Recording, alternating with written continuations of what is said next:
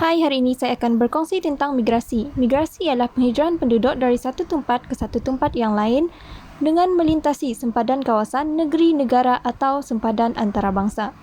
Terdapat dua jenis migrasi, iaitu migrasi dalaman dan migrasi antarabangsa. Migrasi dalaman ialah pergerakan penduduk yang berlaku di dalam negara. Penduduk melintasi sempadan kawasan atau sempadan negeri.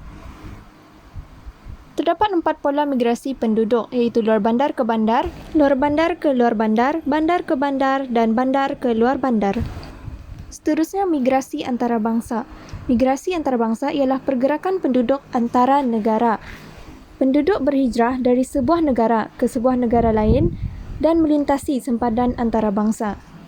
Migrasi dipengaruhi oleh faktor tolakan dan faktor tarikan. Faktor tolakan ialah faktor-faktor yang menyebabkan seseorang berhijrah keluar dari kawasan asal. Faktor tolakan ini terdapat di kawasan asal penduduk yang hendak berhijrah. Seterusnya, faktor tarikan ialah faktor-faktor yang menggalakkan penduduk masuk ke kawasan baru. Faktor tarikan ini terdapat di kawasan yang hendak dituju oleh orang yang hendak berhijrah. Faktor-faktor ini terdiri daripada faktor ekonomi, politik, sosial dan fizikal.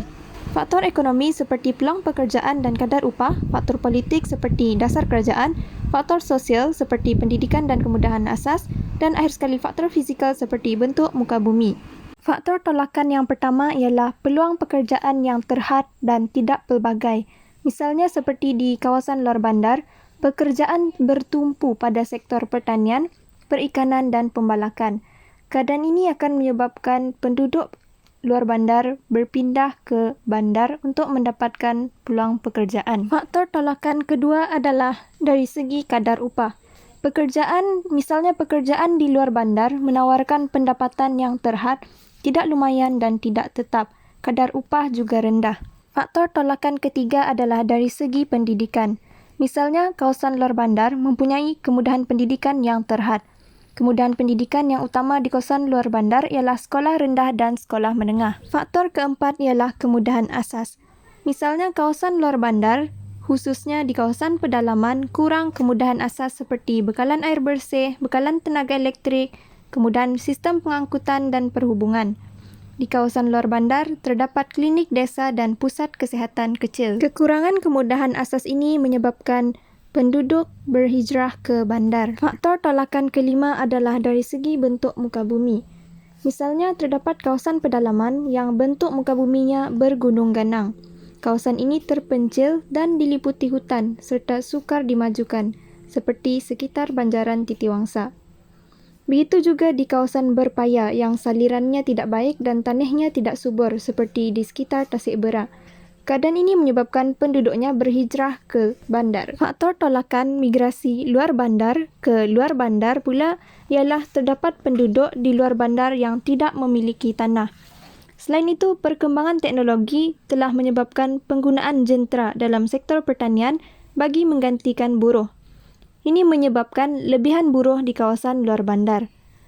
Saiz tanah pertanian di luar bandar juga semakin kecil kerana pembahagian tanah pusaka. Saiz tanah yang kecil mengehatkan hasil keluaran dan pendapatan. Keadaan ini mendorong penduduk luar bandar berpindah ke kawasan lain. Seterusnya, faktor tarikan di kawasan yang hendak dituju oleh penduduk. Faktor tarikan yang pertama adalah dari segi peluang pekerjaan. Misalnya di kawasan bandar, menyediakan banyak peluang pekerjaan yang lebih baik sama ada di sektor awam atau swasta seperti perkilangan, pembinaan, perniagaan dan perkhidmatan. Faktor tarikan kedua adalah dari segi kadar upah. Pekerjaan di bandar menawarkan kadar upah yang tinggi sejajar dengan kelulusan yang dimiliki oleh mereka yang berhijrah. Faktor ketiga adalah dari segi pendidikan. Di kawasan bandar banyak kemudahan pendidikan seperti institusi pengajian tinggi, awam dan swasta. Ini menyebabkan mereka yang ingin melanjutkan pelajaran berhijrah ke bandar. Faktor tarikan keempat ialah kemudahan asas.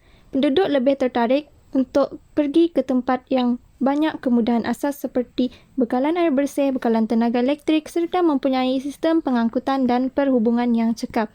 Misalnya di bandar juga mempunyai sistem rawatan air kumbahan yang baik. Di bandar juga terdapat banyak kemudahan kesihatan seperti klinik, hospital kerajaan dan hospital swasta. Faktor inilah yang menarik penduduk luar bandar untuk berhijrah ke bandar. Faktor tarikan kelima ialah dasar kerajaan.